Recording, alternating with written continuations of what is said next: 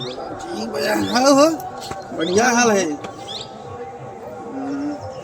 क्या करता है ये तुझे पढ़ने लिखने नहीं है ना यहाँ देखा सही ना का देखा तो पढ़ाई कर रहे हैं बच्चों में। पढ़ाई करे है यार, कहे पढ़ते रहे पढ़े तो ऐसा है क्यों पढ़े न होगा ऐसे। कैसन हम बचपन में दिया जलाए थे नहीं, दिया जला के रात रात में पढ़ी तब आज इतना पढ़े ठीक है ना। हाँ ये देखा है, हाँ हमसे पढ़े मैंने हम हाँ गांव सेल हेरी सेल हाँ। छोटवा जो उत्ते त्यावर रहा हाँ ओका हेरी सेल में मिले फिर गोबर गैस के बढ़िया व्यवस्था करके उनमें से आगे जलाई जाए पढ़ते रहे, समझे तब ऐसा नहीं पढ़े लिखे।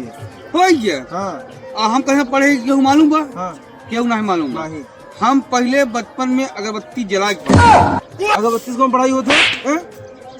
अरे यार जोन ओके सुलगस है हाँ। ओकरे अंजोरे हम पढ़ लेते रहे ई पढ़ाई उसे करते दिखाते रहे। हाँ ई पढ़ाई करते रहे चलो मैं बताई दी मुझे पे उसे पढ़ते रहे ई पढ़ाई पढ़ते रहे